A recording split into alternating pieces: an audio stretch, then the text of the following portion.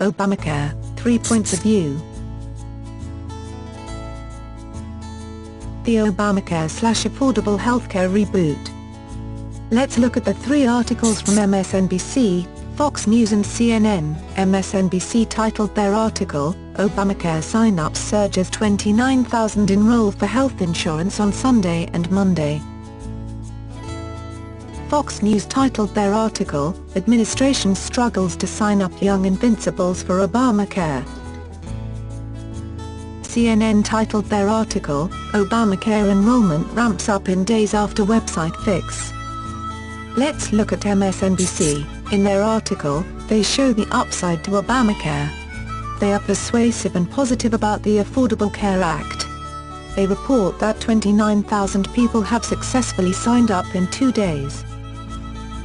MSNBC is the liberal wing of cable news coverage, giving a positive and upbeat spin on everything that the Democrats do in government. They are positive about legislation and laws that are enacted by Democrats.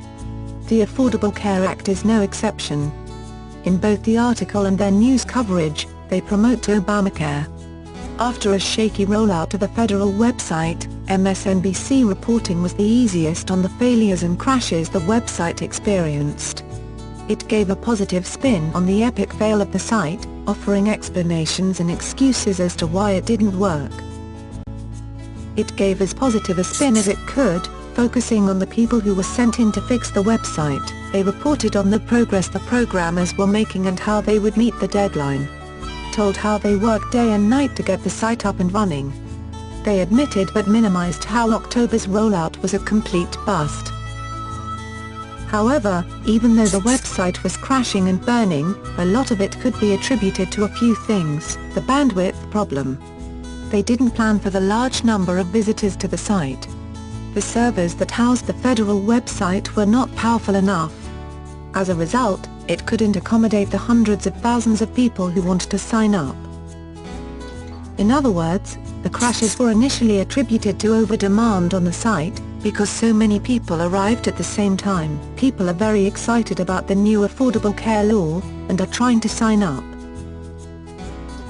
MSNBC went on to show happy people interviews. They interviewed people who didn't have health care coverage for the last 20 years who can finally afford to buy it. They talked about lower-income people being subsidized so that they could pay less. They talked about everyone being covered and how that would lower costs for everyone. Now that the website has been fixed, MSNBC is concentrating on the upside to being able to maneuver the site successfully. Their headline not only shows the successful sign-ups, but talks about how this is only the tip of the iceberg. Fox News is the negative, Republican-leaning wing of cable news. They use the word Obamacare like it's a dirty word or curse. Their coverage of the rollout of the healthcare website and the law is intentionally slanted and persuasive and discouraging and frightening people. Their goal is to stop people from signing up and getting healthcare.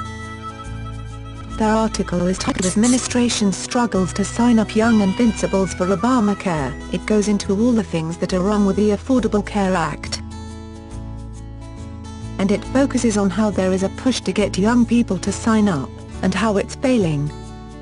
It reiterates that without young, healthy people, healthcare costs will soar, because only the old and sick will join. It concludes that people should be worried, because they are going to end up paying a lot more for their health insurance. They have aired talk shows, news broadcasts and commercials all geared to persuade people to avoid Obamacare. Many people who watch Fox News exclusively have been persuaded of the following: Obamacare is bad and they should be against it. The Affordable Care Act is okay and should be supported. Obamacare and the Affordable Care Act are two different things. CNN is the most objective of the 3 major cable news channels. CNN tries to take a centrist view of politics. In their coverage of Obamacare/Affordable Care Act, they use the terms interchangeably.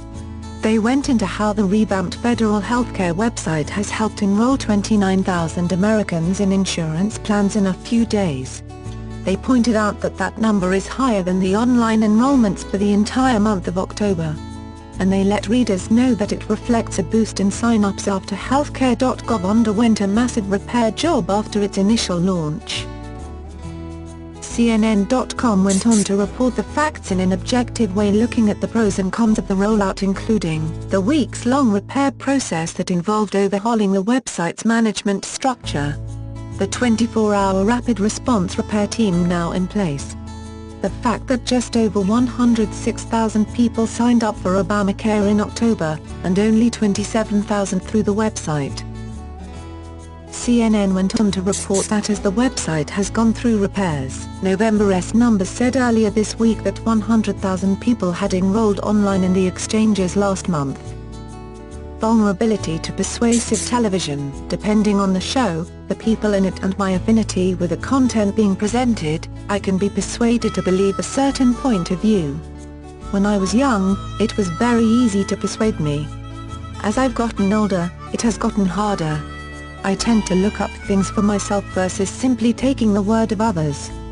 This is partly because of a few factors: experience, personal experiences where things have been proven false after the fact.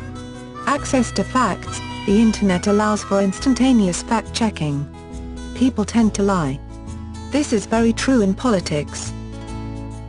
Techniques used to persuade people in the articles. Negative persuasion is used the most on Fox News and in their articles. Their best persuasive tool is fear. Fear of loss of money. You will join an exchange and the prices will skyrocket. Fear anger at government. Never let the government into your business. Fear of loss. You will lose your current health insurance and be stuck when sick. Fear of death. Death panels will decide your fate if you join through an exchange. Fear of family members' death. Obamacare will kill your grandmother. Positive persuasion can be seen at MSNBC. They use success stories and happy visuals to persuade.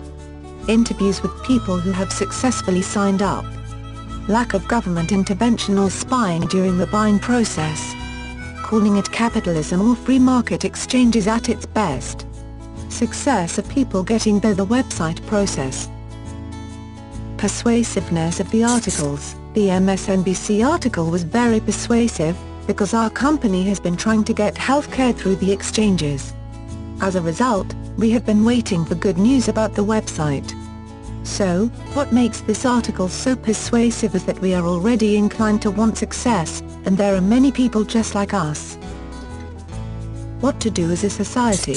As a society, we should always do our own fact-checking, before simply believing what we see and hear. Our environment should take into account both the positive and negative reporting on the news, in articles and on the internet. Make sure that we read, watch or listen to a myriad of experts so that we arrive at a balanced conclusion. Use all sources of information available, and always double-check when important issues are at stake. Sir Francis Bacon is commonly attributed with the phrase, "Knowledge is power." That is as true today as when he first said it in 1597.